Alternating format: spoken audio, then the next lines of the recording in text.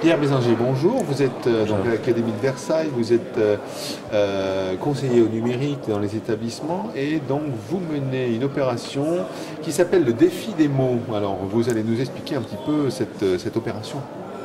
Oui, le défi des mots, c'est une action pédagogique qui a lieu sur la circonscription de Clichy, dans le nord des Hauts-de-Seine, qui consiste à décliner localement le jeu ou l'action pédagogique 10 mois, 10 mots qui se déroule au niveau national de manière un peu plus libre. L'IEN des circonscriptions souhaite fédérer des actions pédagogiques au niveau des établissements afin de placer les élèves en position de recherche d'ordre sémantique, étymologique, autour de mots choisis de manière plutôt libre.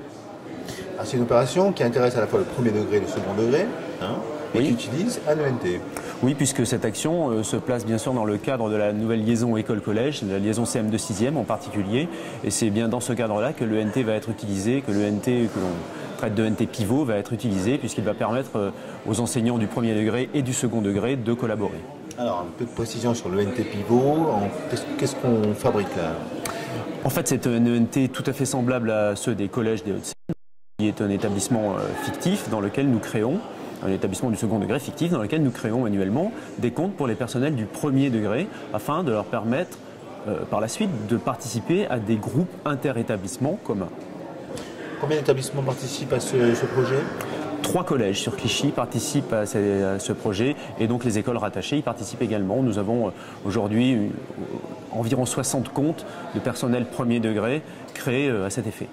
D'accord, donc en fait le jeu c'est entre moi les comptes ou les groupes, je ne sais pas comment c'est organisé dans l'ONT, il faudra me préciser ça. Est-ce qu'on a des élèves ou est-ce que c'est uniquement des enseignants qui sont dans cette opération? Comment ça fonctionne?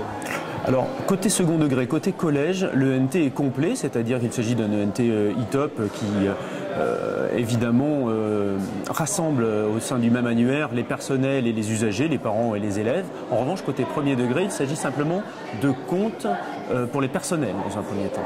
Voilà, simplement les instituteurs, les professeurs des écoles, les directeurs d'école, les conseillers pédagogiques et l'IEN des circonscriptions.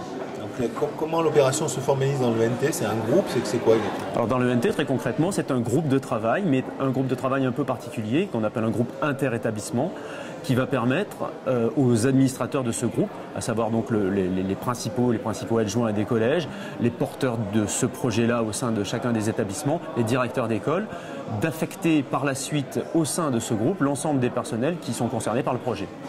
Ça a démarré, c'est la première année, c'est la deuxième année? C'est la première année puisque le projet a été mis en œuvre, la naissance du projet, on pourrait la dater de juillet 2014. Donc c'est vraiment la première mise en œuvre. Ok, donc l'objectif c'est que fin d'année il y ait une production, il y ait quoi? On est à un concours, on gagne quoi dans ce... Les élèves gagnent la notoriété de fin d'année au cours d'une manifestation qui a lieu sur la ville de Clichy où les différents travaux de classe sont présentés.